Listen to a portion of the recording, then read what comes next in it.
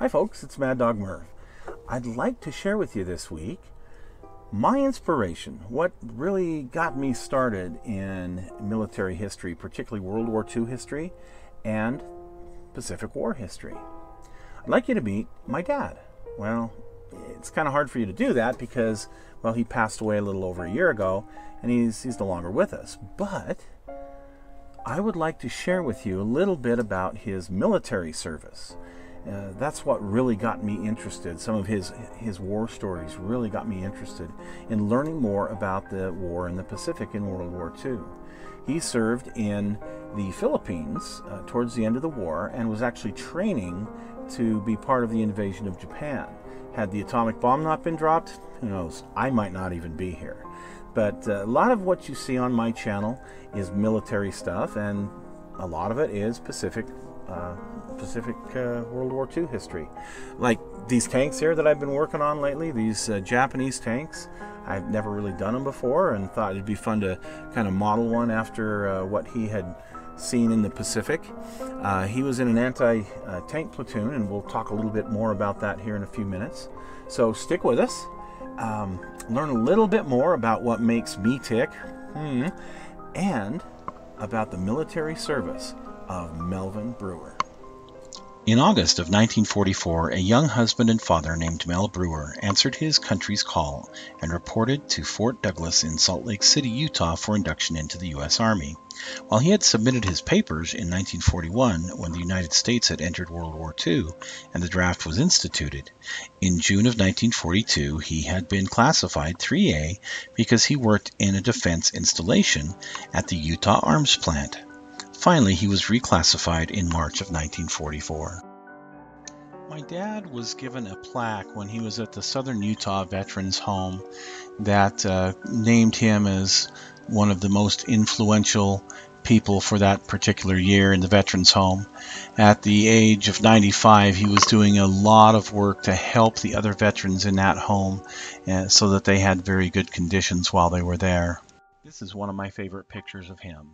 Now on to his war service. Mel served in the Pacific Theater as a proud member of the Anti-Tank Platoon, Headquarters Company, 1st Battalion of the 35th Regiment in the 25th Infantry Division. This particular picture here is from a film taken in late March of 1945 of that particular unit. No, I couldn't find my dad anywhere in it. However, it is on YouTube, readily available if you search it. PFC Brewer arrived at Lingayen Gulf, Luzon, in the Philippines as a member of that 25th Infantry Division early in March of 1945. His platoon had been trained in the use of the 37mm and the 57mm anti-tank guns. And they moved into this area that was along what they called Highway 5. And he tells us stories many times about the time where they were in some combat where the old Spanish Trail and Highway 5 met. This was some of the most savage fighting that the 25th Infantry Division was involved in World War II. This was in the Balete Pass area near the little town of Santa Fe. And Dad tells a story about this area. When they were called up, being the anti-tank platoon, they were called up to the area of the Highway 5 and Spanish Trail intersection to place some canister fire into the enemy lines. You see, the enemy had pinned down the line companies that Dad worked with. And so they set up their tripod, they loaded up some canister in the 57, and they shot it over the heads of the line company and into the enemy position. Well, he says all of the colorful language that was used by the line company for how dare they send canister shot right over their heads and into the enemy lines. It was one of those experiences you just kind of had to laugh about, but you can imagine the guys on the line company were probably pretty PO'd. It was at this time that his platoon was using the M18 57mm recoilless rifle, and it had a couple of jobs. Primarily, they were using it as canister fire to help clear out enemy infantry positions. But it also had, you could put an HE or a high explosive round in it, and take out things like these Japanese tanks. And here's an example from the 10th Armored Regiment that the Japanese had there on Luzon. This is a model that I built of one of their tanks. Although Dad said he never fired on a tank with the anti-tank rifle. One thing they were called on to do, though, is these enemy pillbox positions. They also would take that HE round, and they were called on several times to put rounds into these pillboxes across the valley. Of course, back then there wasn't much vegetation because of all of the bombing and whatnot. But that's pretty much his experience there in the center part of the Luzon area. These operations ended in mid-April of 1945, and Dad and his company were moved back to a place called Crow Valley there in Luzon, central Luzon. And here's a picture of Dad in Crow Valley. They were sent there for some R&R and for some retraining. And while they were there, this picture was taken of the platoon sergeant on the right, a guy named Marabito. He was a short-timer that had been with the unit since clear back in Guadalcanal. It was at this time that Dad started to train on a new weapon, the M20 75mm recoilless rifle. And here is a great example of one up at the Fort Douglas Military Museum. They were training for a special mission called Operation Downfall, which was the invasion of Japan. Dad's portion of this was to launch in November of 1945 on the east coast of Kyushu.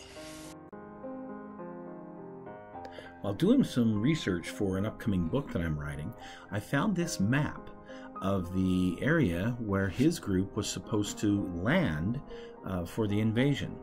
And because of that, I was able to do a little more research and find a picture of the actual beaches of the area where he was supposed to land. And through that, the objective, the first day objective, here's a picture taken about 6 months before the end of the war of the airfield there. And they were supposed to take this on the first day. The reason is there was supposed to be some Zero fighters and whatnot stationed there, and actually I found this decal sheet that shows the markings of the aircraft that were supposedly at that airstrip. Fortunately, a few months later, on August 6th of 1945, a mission was undertaken that was top secret, and a single bomb was loaded into a B-29 bomber and dropped on the city of Hiroshima, followed 3 days later by one on Nagasaki. These particular bombs were nuclear in nature. Here is a replica of the little boy bomb that was loaded and dropped on the city of Hiroshima. This replica sits out at the Wendover Museum here in Wendover, Utah. Anyway, that effectively ended the war. And at that point, a lot of the guys got to go back home, but my dad and many others who were just getting over there, well, they had to stay for a little while longer and be a part of the group that became the occupation force in Japan. And here my dad is with his best buddy Hal Johnson there in the middle of the picture, and a bunch of the other guys from the unit. And here they are in Japan as part of that occupation force. Dad was there until, well, the late part of 1946. Here he is in Osaka with a picture taken in a burned out factory. Dad was a good soldier, and he was promoted rapidly through the ranks. Remember, in March of 1945, he was just a PFC when he landed in Lingayen Gulf. Well, by December of 1945, he'd risen to the rank of staff sergeant, and he was the anti-tank group's platoon sergeant. He was further promoted to the rank of technical sergeant in March of 1946. Later that spring, Mel was given the choice to stay in the Army or become a master sergeant or go back home to civilian life, and he chose to return home. And on April 4th of 1946, he returned to the home on Garden Avenue and was reunited with his wife and young daughter. I was fortunate in my lifetime that my dad was willing to share his wartime stories with us kids, and quite frequently I would ask for him to tell us the stories. I had a great relationship with my dad, and this is my favorite picture taken with him just a few months before he passed away. In August of 2017, he passed from this earth and was buried with full military honors in St. George, Utah. We had rifle company there. We had a bagpipe playing Amazing Grace there. It was absolutely an amazing send-off to this amazing man. So on the wall in my bedroom, I have hung this shadow box. And the flag and the 1,000-stitch belt, we've researched in no way that we can identify them, so I'm not giving them back to anybody.